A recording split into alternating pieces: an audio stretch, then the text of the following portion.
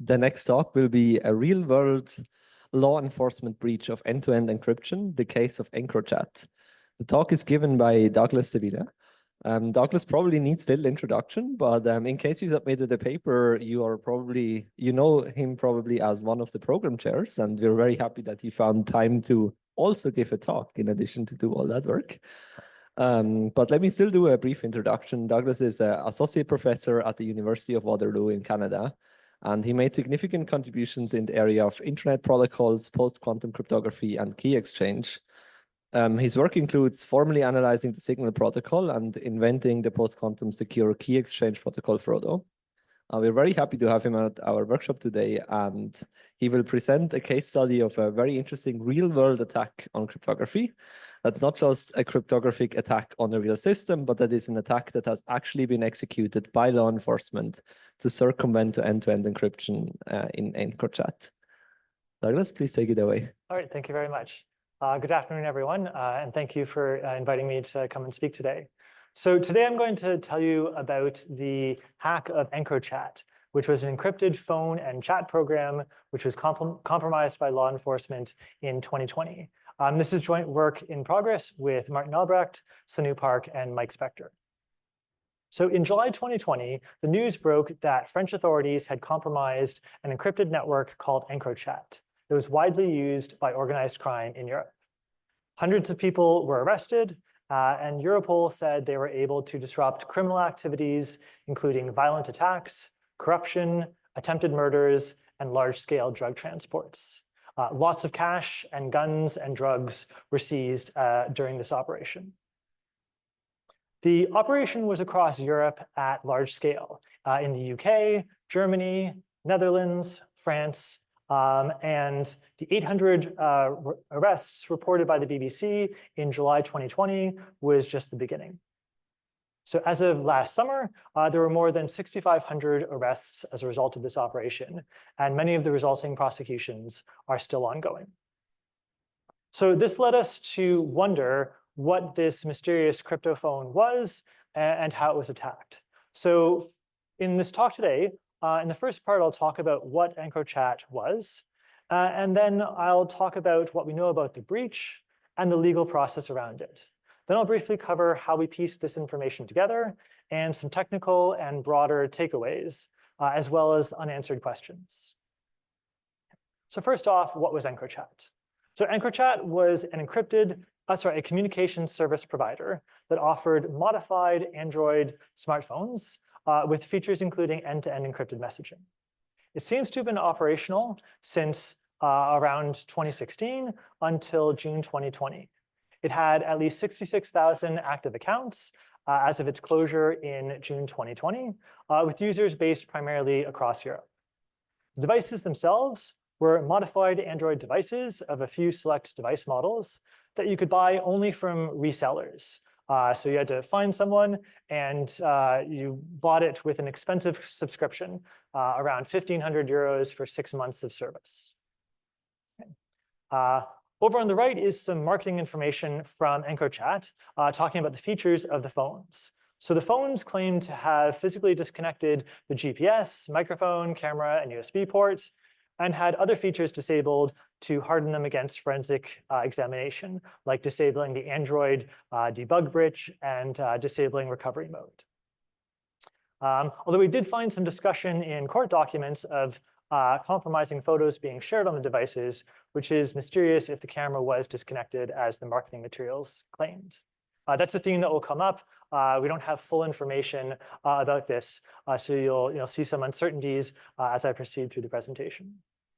The devices were dual boot devices that could boot a regular Android partition or the EncroChat OS, which was a modified Android operating system. It used some kind of full disk encryption, reportedly using the phone's trusted platform module to encrypt the device, but the details are unclear. Other features included a remote wipe feature, a kill switch based on a duress PIN code or too many unsuccessful password attempts, and some form of tamper protection at boot time. There were 3 main apps on the phone. The first app, EncroChat, was an end-to-end encrypted chat app, which we'll get into in more detail on the next few slides. Confusingly, the name EncroChat refers to both the name of the device and the name of the company creating the devices and the name of the chat program itself. There's also EncroTalk, a voice over IP calling application, presumably for use with an external headset, and EncroNotes, a note-taking application that stored notes locally on the device in an encrypted database, and also offered an optional end-to-end encrypted cloud backup service, which used some kind of two-factor authentication. And for the backups, they were stored encrypted under a key that was itself encrypted under a user-specified passphrase. So let's look at EncroChat, the messaging app. So EncroChat, the messaging app, was an end-to-end encrypted chat. Traffic for the application was routed through servers in virtual machines of the cloud service provider OVH in Roubaix, France. The app had several features, such as disappearing messages, which was on by default with a default burn time of 7 days. Users used pseudonymous user handles, which were claimed not to be linked to any device identifiers or phone number. The encryption protocol used in the EncroChat messaging app, well, in 2019, the marketing materials from 2019 described it as being based on off-the-record messaging, the OTR protocol. But investigative reporting and court documents described it as being based on Signal. So possibly there was a switch at some point in time. And then finally, this app enabled communication only between EncroChat users. You could not use it to contact other people over SMS or even over Signal, despite it allegedly using the Signal protocol. So now let's take a look at the breach. Our timeline starts in December 2018. Now, there were some scattered allegations of compromise even before December 2018, but the part we'll focus on that's well documented starts in 2018. So in December 2018, the French criminal court in Lille authorizes investigators to take copies of the EncroChat virtual machines from the server in Roubaix.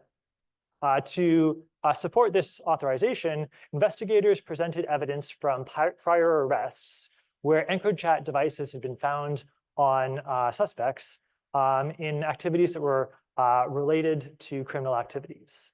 And some people had admitted that the devices in question were used for their criminal activities. So this was the supporting evidence used to justify the start of the operation. In 2019, investigators took copies of the virtual machines from OVH. So the virtual machine copies that were obtained were mostly full disk encrypted.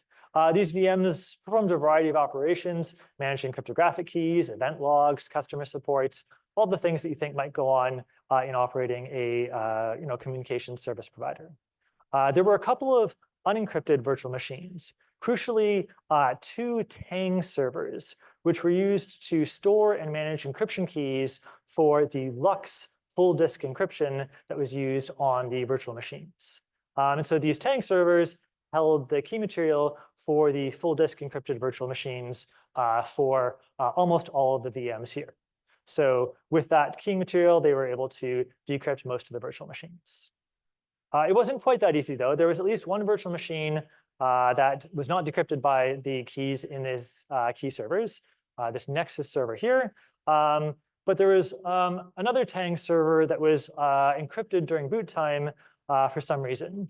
The password for this last Tang server was the skeleton key. This password was recovered apparently by calling in Europol technical assistance.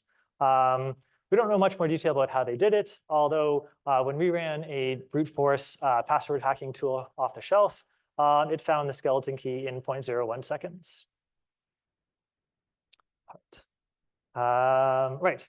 So and it turned out that this last Tang server enabled encryption of this last virtual machine. And so at this point, law enforcement now had full plain text of all the EncroChat virtual machines used to operate the service.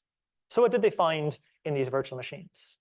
Well, naturally, a bunch of these virtual machines formed EncroChat's client management system containing relevant information for that operation, such as login information, IP addresses, payment information, data related to resellers, and so on. Another virtual machine contained the encrypted EncroNotes backups. Remember, this EncroNotes note-taking operation allowed for optional cloud backups, and these backups were encrypted under password encrypted keys.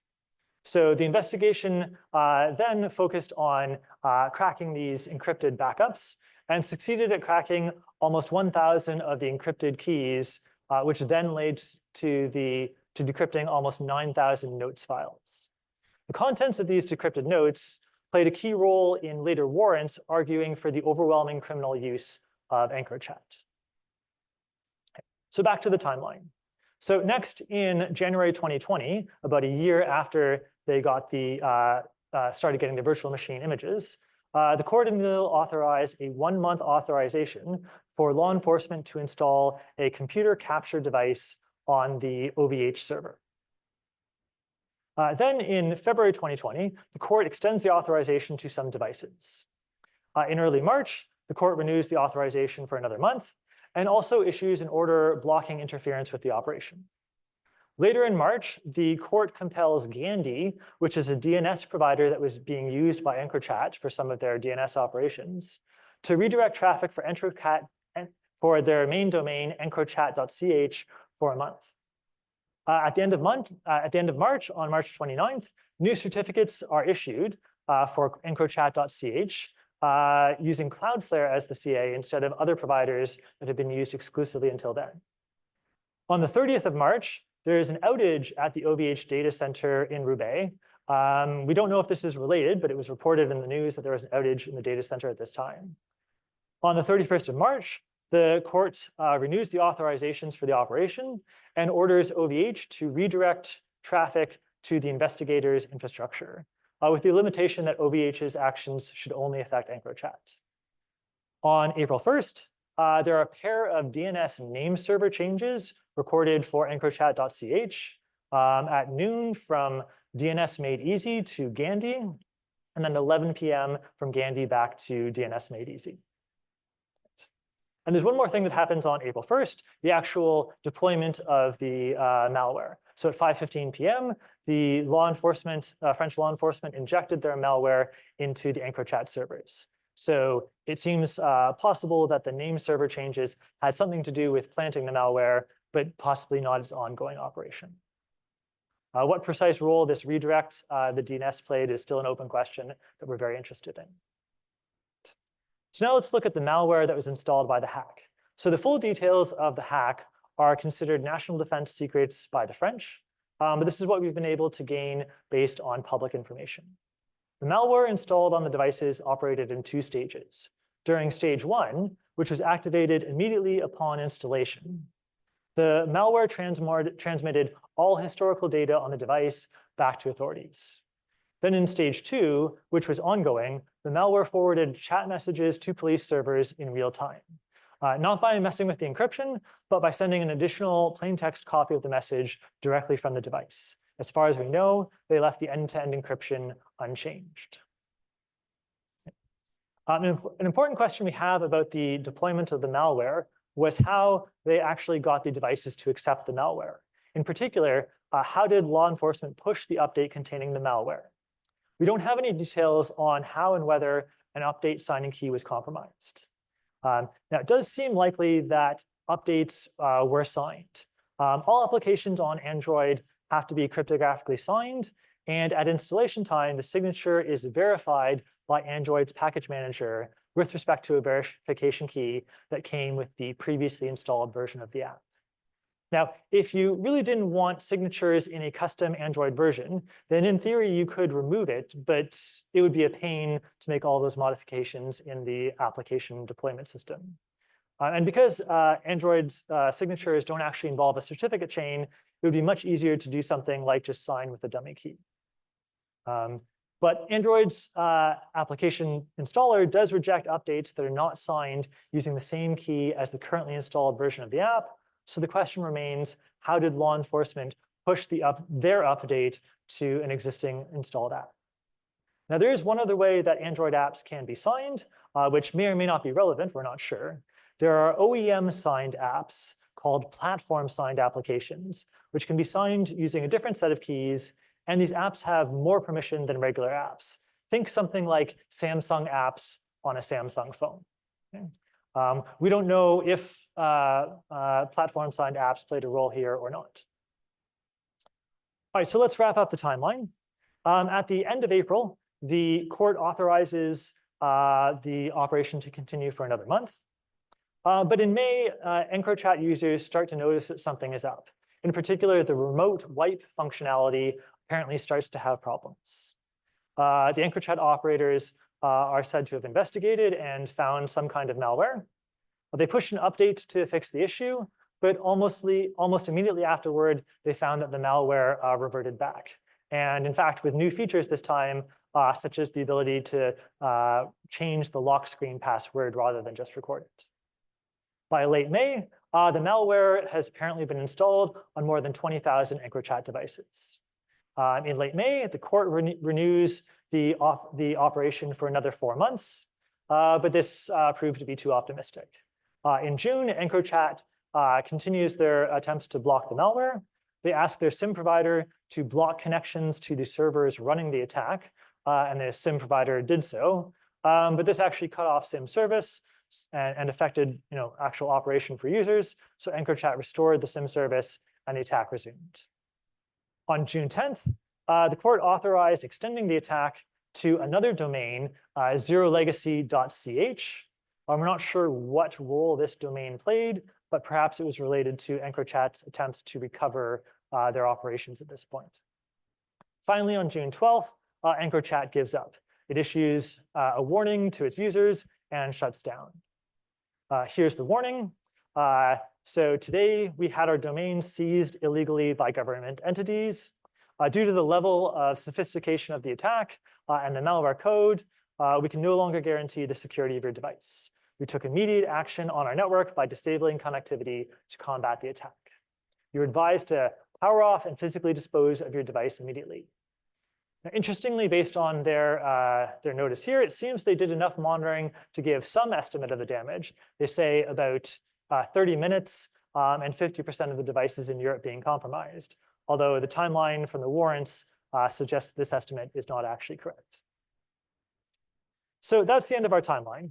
Law enforcement continued on collecting data for a little while afterwards, but most users, but not all, did stop using the devices. And then law enforcement announced the operation and executed on their various arrests.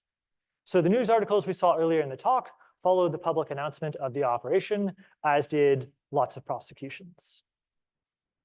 So now let's turn to some snippets of the legal process. So here are the charges that the French warrants were based on. There are 2 classes of charges that the warrants relied on. Highlighted in red here are charges related to export controls, such as providing and importing cryptology without prior declaration. This contrasts with the first charge in the warrants, criminal conspiracy to commit crimes. So it's interesting, and for crypto activists, somewhat concerning, that export controls are featured in the warrants, when the first charge on criminal conspiracy to commit crime arguably should have been able to do the job of justifying the warrants. So going after people who are doing crimes and happen to be using cryptography is a different matter from going after people for dealing with cryptography without anything else. Of course, whether the people running EncroChat were dealing just in encryption without doing anything else is not clear at this point. OK, so looking more at the legal process. So we recall that the start of our timeline was supported with arguments from law enforcement that EncroChat phones had shown up in arrests linked to criminal activity. In the early warrants, among the reasons given for authorizing the data capture were that there's already some threshold evidence of criminal activity, and the data capture was necessary to move the investigation forward. But as the investigation evolved, the generality of the criminal use of these phones came up a lot more. In the later warrants, we see here arguments that a substantial fraction, 63% here, were found to be used for criminal purposes. But the mathematically astute might observe that 63 is not 100%. And yet, curiously, we find later in the same document allusions to the dedicated nature of this encrypted telephone solution for criminal purposes. And the idea comes up even more prominently in British cases that we looked at. So here's an example from a British court case, R.V. Coggins. It is the contention of the prosecution that the EncroChat system is used exclusively by criminals engaged in serious organized crime. It is said that there is both an international and domestic consensus that EncroChat devices are used exclusively by criminals. So that's quite a strong statement, and not even entirely consistent with data reported in the warrants themselves. Our community is familiar with fallacious arguments that privacy features like disappearing messages are inherently suspicious, and this comes up here as well in justifying the criminal nature of the EncroChat devices.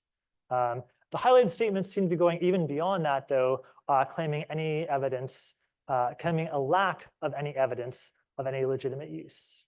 And this may be an attempt to legally justify the main technical approach of the hack, which was a complete compromise of all devices on the network in a wholesale fashion.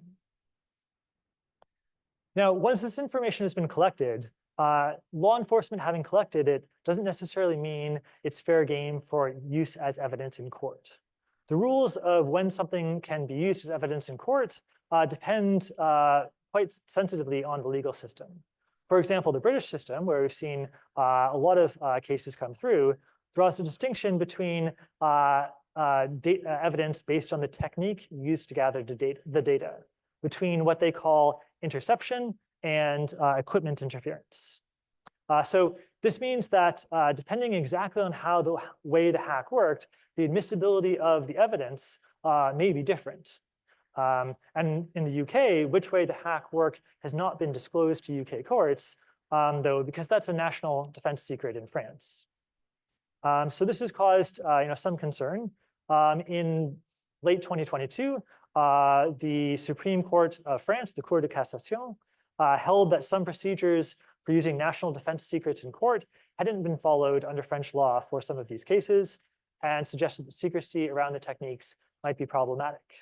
And in other jurisdictions, this has come up as well. Some other EncroChat cases have variously challenged the techniques used to gather the data, the secrecy around the techniques, or the admissibility of the evidence in court. And these have reached the European Court of Justice and the ECHR in processes that are still ongoing. So this circles back to one of the central questions. Why did they collect all the data? Why did they sweep up everything? And why was this justified? The fact that they did compromise the whole network is in some cases proving to be a significant legal challenge. So let me talk a little bit about how we pieced together the information we have. So the main sources we studied were the 8 French warrants authorizing the surveillance, court cases from the UK and Germany, media reporting, as well as historic DNS and WHOIS records. We wanted to rely on public information and see how much of the story we could piece together. So the warrants were probably the single most useful source of information we had. And you can look at them yourselves. They were made public by Bill Goodwin, who's a journalist at Computer Weekly in the UK. Warrants are not always made public. It really depends on the legal system and the context. Even if they're not public, though, someone does have to look at them who isn't in law enforcement, a judge, sometimes expert witnesses from the security community. And so they really can contain a lot of very useful information for understanding a situation like this. Now, what can we learn from this story as cryptographers? Well, it probably will be impossible to know the full picture of all the good, bad, and other impacts of this particular hack. Certainly, some significant good resulted. Murder plots were revealed. In one case, Dutch police found torture chambers hidden by a drug dealer inside shipping containers. People were doing bad things using the system. However, the collateral damage of the hack is unknown, and many of those who are arrested are suffering potentially unfair trials on the basis of secret evidence that they're denied meaningful information about. And a principle of most justice systems is that everyone has the right to a fair trial, regardless of innocence or guilt. So one takeaway from this is that people do some really horrible things, and sometimes they use cryptography in doing so. But of course, other times, people are trying to do horrible things and persecute other people, and cryptography protects the would-be victim, which I think is motivating to many of us.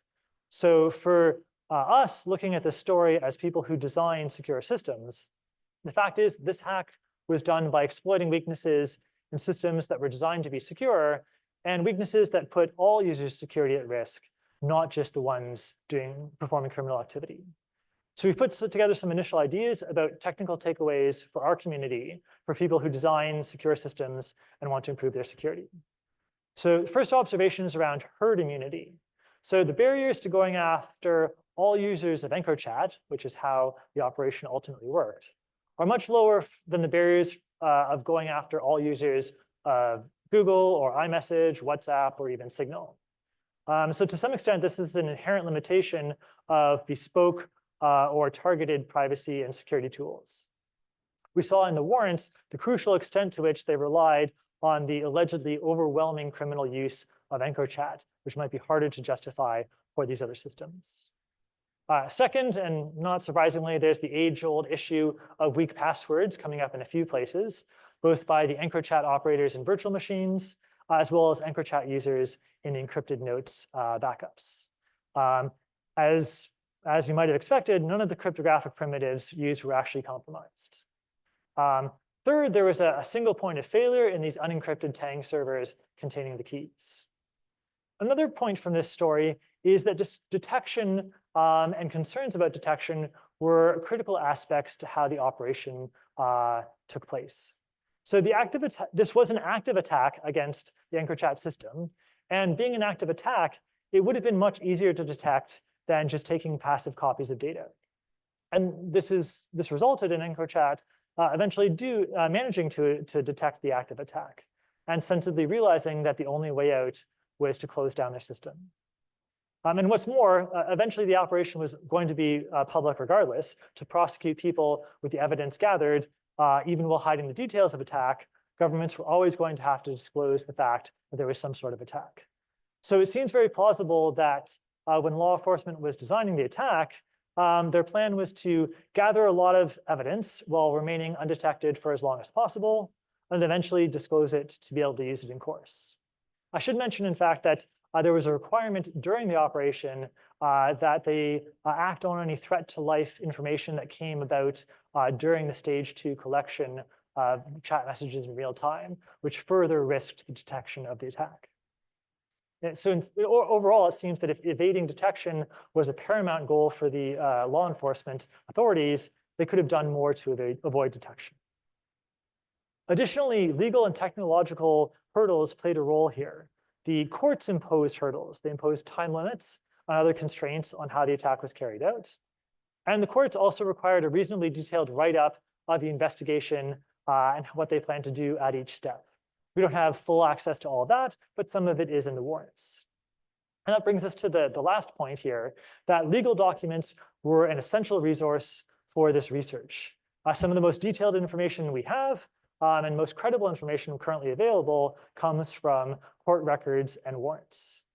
We also found that multinational legal processes can provide additional transparency.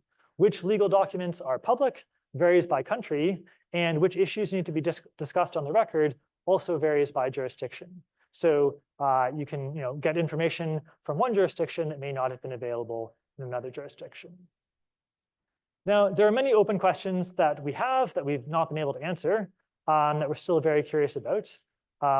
Technically, we don't know what was going on with these name server switches on the 1st of April and how that aided the operation. We don't know how updates were installed or whether EncroChat's update signing key was compromised. We don't know what's going on with this additional domain, zerolegacy.ch. And we don't know how much collateral damage there was to other users of the system. Now, there are some things that we weren't able to do yet. We haven't been able to obtain or do any reverse engineering on an EncroChat device or a disk image of the EncroChat operating system to understand how the system or software updates work. Curiously, one day when we were doing some internet searches around Whois records, we discovered that the encrochat.ch domain was available for sale. So we quickly got out our credit card. We're not sure what to do with the domain. There's a small chance that maybe there's a device out there still pinging it for updates, but we're not really sure what we might be able to learn for this. So for now, the domain is parked and unused. That brings me to the end. So the hack of EncroChat is one of the only public examples we have of a systematic breach of an end-to-end encrypted messaging system. So even though we don't have full information, via resources like warrants, we can see some of the main techniques employed by law enforcement to breach the system and learn about the legal arguments used to justify the operation, though there remain many unanswered questions. Using breaches like this to understand how people attack or circumvent cryptography can inform the design and operation of secure systems and privacy-enhancing technologies. I'll be around the rest of the week if you'd like to discuss this, and my colleagues and I are available by email. So thanks for your attention, and I'm happy to try to answer your questions.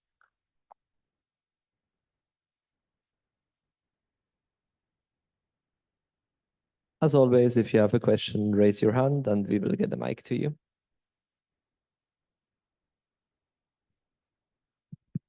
Okay, I was just going to ask, I suspect this may be different in different countries, but one of the things that has come up in the past with surveillance, like illegal surveillance scandals or questionably illegal surveillance scandals in the US, is this notion of parallel construction, where for example, you get into the drug dealer network. Well, even if you don't take the stuff you learned directly from that and go to trial with it, you may say, hey, now we know where the shipment's coming in. Let's just call in an anonymous tip to the DEA. Hi, this is Joe from the FBI. I want to tell you there's a shipment coming in at this time, this place. Maybe you should go do something about it. I'm curious if maybe there's no way for us to even find out if that's happening, but it seems like a very likely outcome, even if they don't have the people who do these investigations, even if they don't have evidence they can go to court with, that they would at least say, oh, well, we know where to search. They arrested all these people, presumably, when you discover the machine gun in their house, then the fact that you got I also don't know how for French law or British law, how that is handled. As far as, like in the US, you might actually get the entire case dismissed because you started out with evidence that was gathered illegally. So this is a lot of questions you probably don't know the answers to, but there you go. I don't really have any answers to that. We haven't seen anything talking about parallel reconstruction, but I guess you wouldn't want to say that you were doing that. I think maybe one factor in this situation is just the scale of the operation. There's thousands of cases over multiple jurisdictions, all coordinated through Europol. I think there was more than 1 terabyte of data collected and distributed among all these law enforcement agencies. So I think to do parallel reconstruction on that scale might be challenging. So, but I don't have any more insight than that. If I'm interpreting correctly, the compromise of their update signing key for Android, that's the best case scenario, right? Because if it's not that, does that mean it is either the operator signing key or maybe some generic exploit of installing Android packages? Is that right? Yeah, so it could have been, so if it wasn't the update signing key, all the things that you mentioned could be possibilities. It could be that there's no signing at all. Or that there is an all zeros key or something like that. So that would be another option. And we don't have enough information to distinguish between those at this point. First of all, it's really impressive the amount of information you were able to gain after the fact and only from open source, sources. I wanted to ask if you go back to the name server slide. The change, I'm not sure which one it was. Well, anyways, the names they chose, like my gut instinct would be that if they wanted to, if they actually wanted to use this in order to attack EncroChat, that they would have chosen something very similar, like EncroChat or something like this. And if they chose something that is so far off and so noticeable, maybe they were trying to throw you off the scent Like, do you think this is a possibility So you're or? talking about the new domain Yeah. 0link.ch. So that was a domain that was registered by the EncroChat operators. And so the hypothesis that maybe they were considering relaunching under a new brand name or moving some of their operations from a domain they felt was tainted to a fresh domain. Okay, thank you.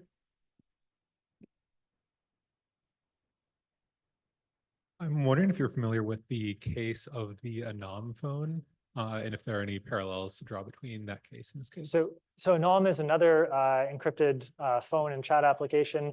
There have been a series of these over the years, and either as trends change or as they get compromised, seemingly new ones become popular.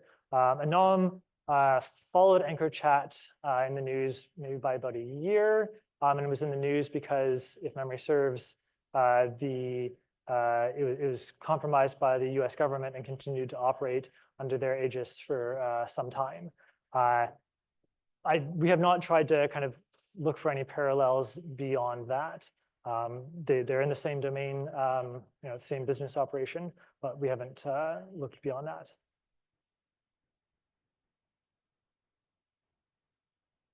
Okay, thank you very much for the questions. If you have further questions, search Douglas during the conference, and thank you very much. Let's let the speaker again.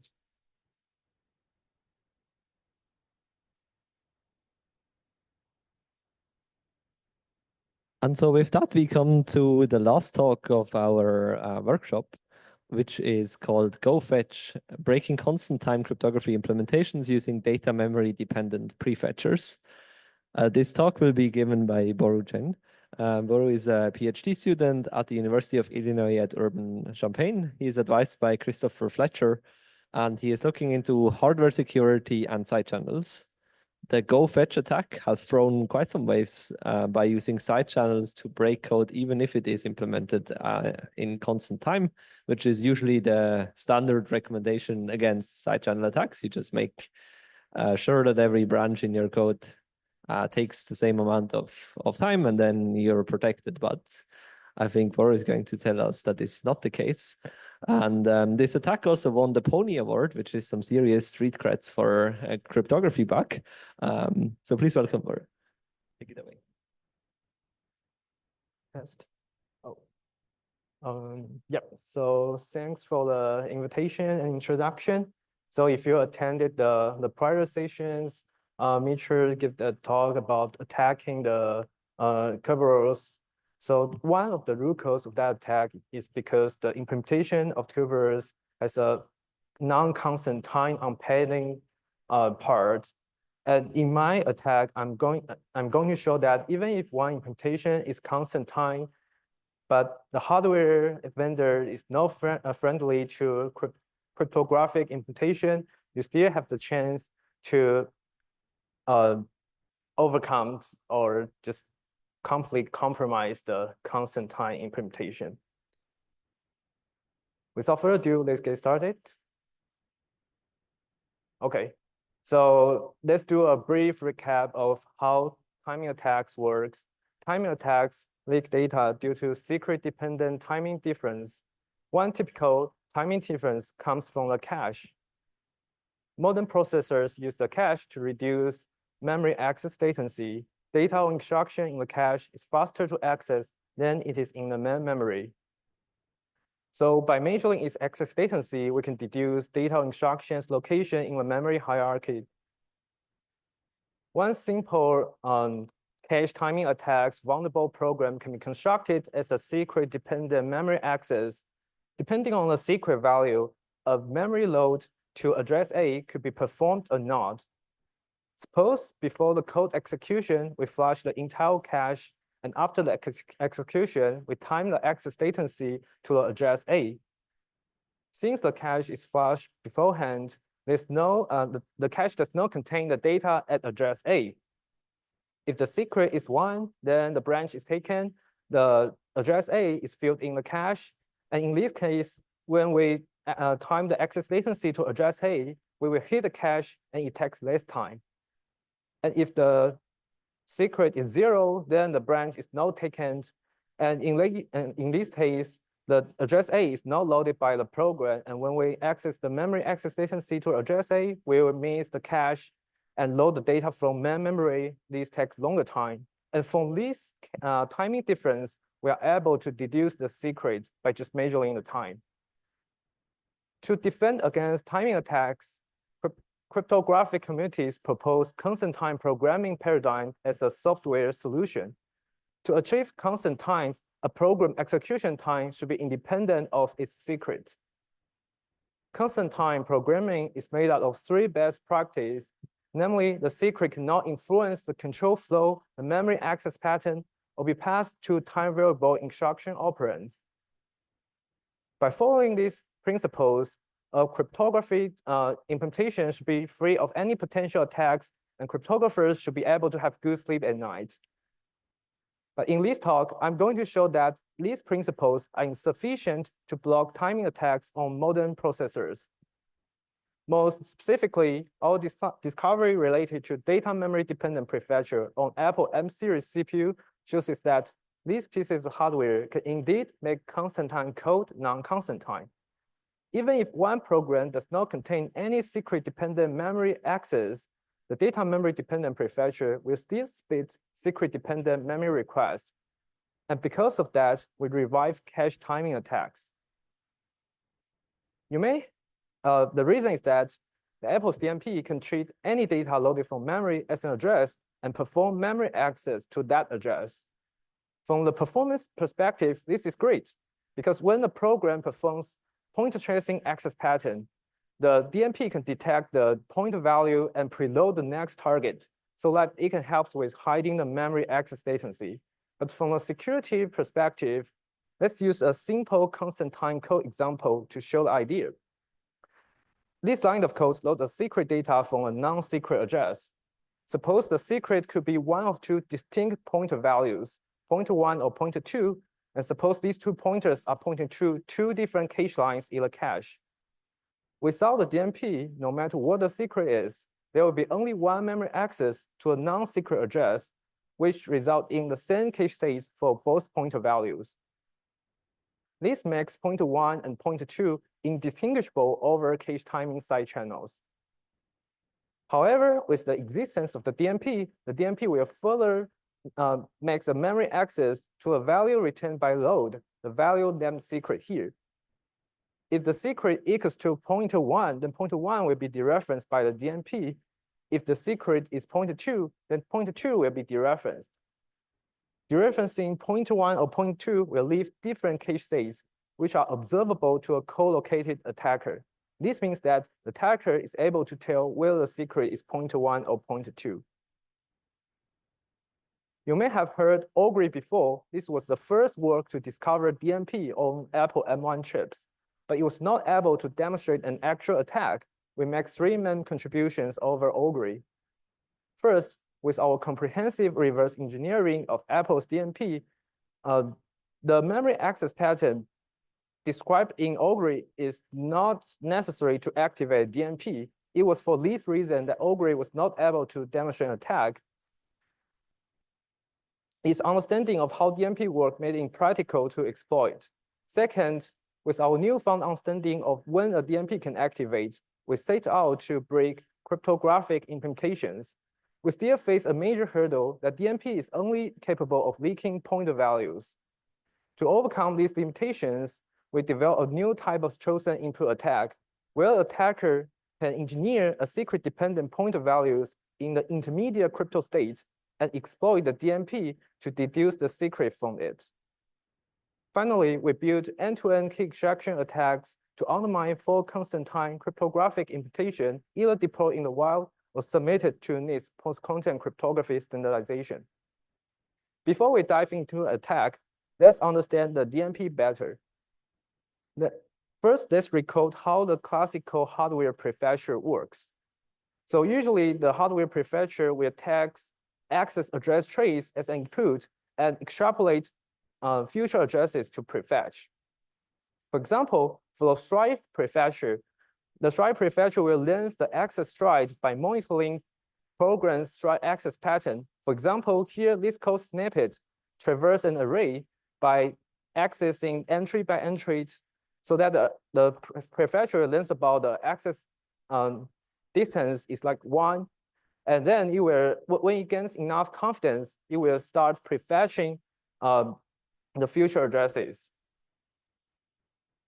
Prior work algorithms follows the similar intuition to reverse engineer Ato's BMP and it settled down with the so-called array of pointer access pattern. However, so the discovery of the algorithm is that what the DMP prefetch is not only determined by the prior access address trace, but also the content in the data memory. But security critical software does not typically have such an idiosyncratic access pattern, and that is why algorithm cannot demonstrate an attack. From algorithm, we ask the question, is the memory access pattern really necessary or matter to activate a DMP? And the answer is no.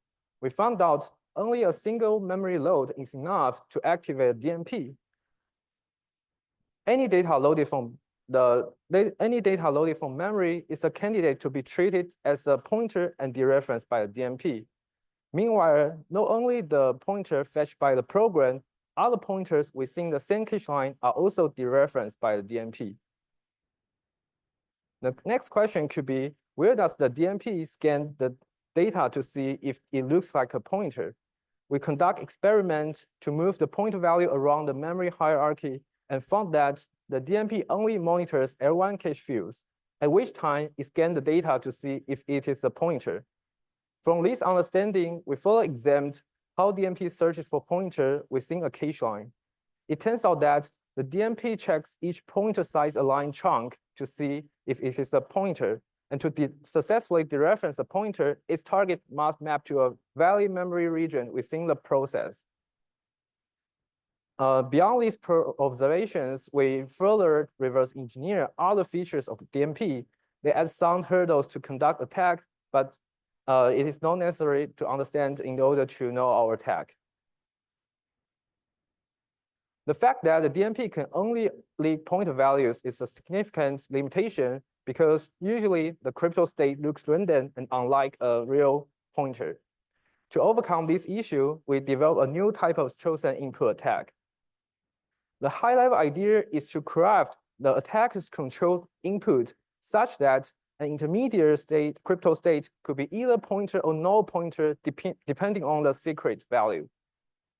And because pointer or no pointer will result in distinguishable DMP behaviors, attacker can leverage the DMP to deduce the secret from it. Let's use a concrete example. Suppose our target implementation is an AND operation between attacker's chosen input and the secret value. The secret could be either 64-bit O1s or O0s, and the attacker's goal is to identify what the secret is. Now the attacker says that I'm going to use a pointer value as the input. If the secret is O1s, then the intermediate crypto state will still be the pointer. If the secret is O0s, then the crypto state will be masked to be O0s. As a result, by monitoring whether the DMP dereferences these pointers, the attacker is able to infer whether the secret is O1s or O0s. The prior examples gives us the basic idea, but it assumes a very simple AND operation between the chosen input and the secret. Real crypto implementation are significantly more complex. We conduct crypto analysis and build end-to-end key extraction POCs. Our POCs include OpenSSL, Diffie-Hellman key exchange, Go libraries, RSA decryption, modular lattice-based digital signature standard, and the key encapsulation mechanism. Our attacks range from the digital signature to key exchange, from classical to post-quantum cryptography. To save the time, today I will go through the high-level idea of attacking Go's RSA and the modular lattice-based key encapsulation mechanism, though it has another than Kyber. RSA is a public key encryption scheme. The security of the RSA is based on the hardness of factorizing a big public number n. N consists of two prime numbers, P and Q. Either recovering P or Q is sufficient to break the RSA. As for RSA decryption, to decrypt a ciphertext C, C will be raised to a secret key D and modulo N. In Go's RSA implementation, it adopts a Chinese remainder theory optimization. Instead of computing with the big modulo N, calculating with the smaller modulo P and modulo Q will be faster. Let's take the modulo P part as an example. The first operation of it is C modulo P. As we can see, C as the ciphertext is attacker's chosen input, and the P as a secret prime is the secret. If C is less than P, then C modulo P will remain to be C. Otherwise, it will subtract several times of P from C. From these observations, now suppose the attacker has already recovered the first I-1 bit of the secret prime P and says that I'm going to target the ith bit of the P and set the attacker's chosen input such that it starts with the recovered I-1 bits prefix and set the ith bit as 1 and append a valid point value to the end. Other bits are all zeros. Now, if the secret prime P, the ith bit of P is 1, then because of the zero padding in the attacker's chosen input, P is greater than C with overwhelming probabilities. And in this case, C modulo P will remain to be C and contain the pointer. If the ith bit of P is 0, then P is definitely less than C. And because of several reduction of the P, the pointer inside C is likely to be tempered, and there will be no pointer in the C modulo P. As a result, by monitoring whether DMP dereference this pointer, we are able to infer which one is the case, and then the 1 bit of the secret prime. Similar strategy can be applied to other bits of the secret prime. And in RSA 2048, we leverage the DMP to recover the upper 560 bits of the secret prime. And because we have already know the more than half bits of the secret prime, we are able to use the Cooper-Smith algorithm to do a full extraction and break RSA. And then we can move on to our post-quantum cryptography example, Kyber. Kyber is the chosen cipher attack secure key encapsulation mechanism that is built on a chosen plaintext attack secure public key encryption scheme. Prior literature has already studied the key mismatch attack targeting to the inside PKE scheme. To get a high-level idea of how this attack works, let's go through the key components of the inside PKE scheme and bear in mind some key observations with regard to them. First, on the encryption function side, there are 3 inputs: the original message M, the public key PK, and the error term E. M is a vector of 1 bit value. This means that each index of M could be either 1 or 0. And the arrow term E is a vector of integers that has the same length as the M. And each element of E is a range from 0 to Q. Here, Q is a constant value. In Kyber 512, Q equals to 3329. And because the encryption function can be performed by the attacker has the control over the original message M and L10 E. Attacker encrypt the message to get the ciphertext and pass the ciphertext to a decryption function. Decryption function uses the secret key to process the ciphertext and output the decrypted message M prime. As an honest user, M prime should be equal to the original message M for correctness. But as an attacker, the attacker can craft the error term E such that whether the original message M equals to the decrypted message M prime, depending on the secret. That is, whether these two messages are matching can leak partial information about the secret key. For index I, if the secret key SK is smaller than Q/4 minus E, then no mismatch happens. The original message should be equal to the decrypted message. If the secret key is greater than or equal to Q/4 minus E, then mismatch happens. We can see that these index of bit in the message were flipped. Since the attacker can craft the error 10E, if the attacker knows where the mismatch happens, the attacker is able to adaptively collect these kind of equations and finally leak the secret key bit by bit. Thankfully, Kyber used a FO transformation to prevent this mismatch information from the attacker. However, as we know that the DMP can exempt the intermediate state to bypass FO transformation. Now, to leak the first index of the secret key, the attacker can set the message starting with the valid pointer and appending other fields with zeros. Now, if the first index of E plus SK is less than Q/4, then no mismatch happens. The decrypt message will still contain the pointer. And if the E plus SK is greater or equal to Q/4, then mismatch happens. The first bit of the point value will flipped. And this means that the decrypt message will not contain the pointer. And in a similar way, by monitoring where the DMP dereference means pointer, we can see which one is the case and construct the equations.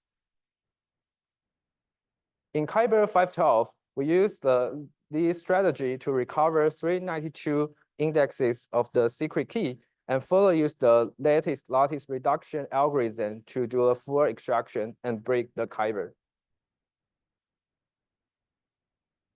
GoFetch has real-world impact. As a response to GoFetch, Apple released a guideline of enabling data-independent timing bits for constant time cryptographic operations. Currently, this bit can only disable the DMP on Apple M3 processors, and maybe perhaps newer generation of Apple silicons, but not for M1 and M2 chips. Go is planning to add an opting-in DIT mode in Go binary to let their user to determine where they have such a concern and want to make extra precaution. And also, GoFetch was present in the GoFCon this year. This is the picture. Marken, the leader of Asahi Linux projects, found the chicken bit to disable DMP on Apple M1 and M2 chips. But this bit can only be set in the kernel space. According to Marken's Mastodon post, he will write up a patch for this. Finally, last but not least, GoFetch is announced as the best cryptographic attack by Pony Awards this year. Yeah, so our conclusion is that the DMP can perform secret-dependent memory access on behalf of the constant time code and leak the secret data. And exploiting DMP to do key extraction attacks against constant time implementation is feasible. Thanks for listening.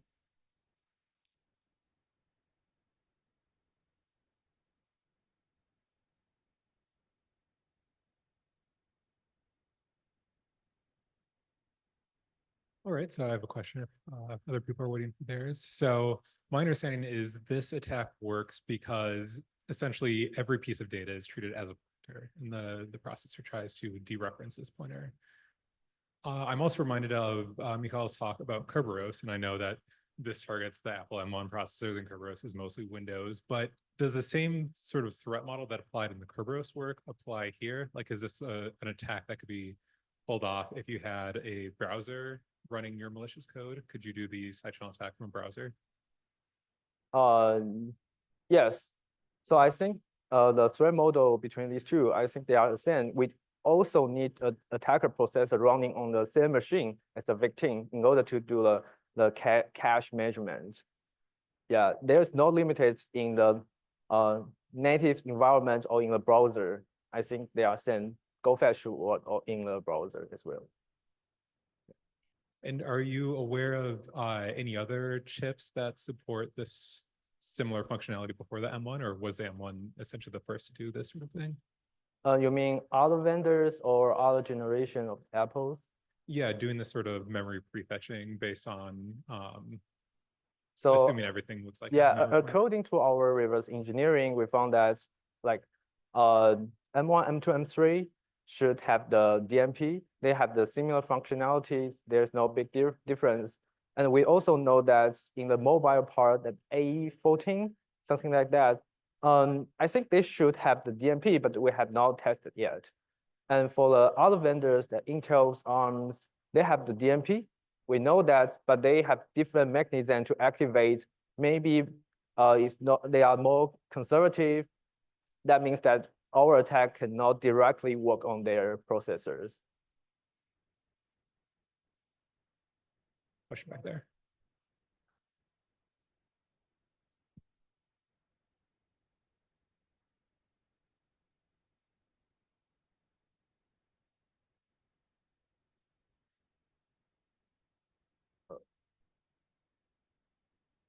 Hello? Oh. So let me repeat the Can question. you repeat? So the attack, I take it as data dependent to get the key. So somehow the data itself has the key somehow encoded in it. Are the countermeasures positive side, from the defensive side, to basically make the processing to be data independent, and if that would circumvent these attacks that you have? So firstly, one countermeasure could be just disable these features. Like Apple's provide a data independent timing bit that's supposed to give the cryptographic implementation constant time. And if you set that bit on M3 processors or later processors, they will disable the DMP. So there will not be this kind of hardware feature, and there is no go fetch attack. And as for the data dependent behavior, so what the constant time programming means is that they try to make the memory access pattern secret independent. But there's no way to make the data secret independent because secrets are data itself. And what we know from this is that the DMP will try to inspect, scan the data, and try to make it and make the memory access from that. So it try to split secret dependent memory trace, but that is not about by the developers. So there's one lesson we got from this is that the hardware vendor should expose more features to the cryptographic developer so that they knows about these features and have some countermeasures beforehand. Because when I reach out to the Go developers, they don't know there's such a data independent timing bit. And that's why they're trying to add these features in their, they have a proposal to add these in their Go library.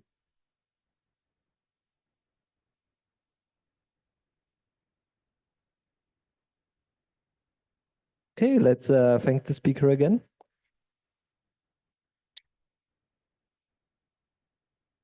And thank all of you for coming to WAC. This is the end of our workshop.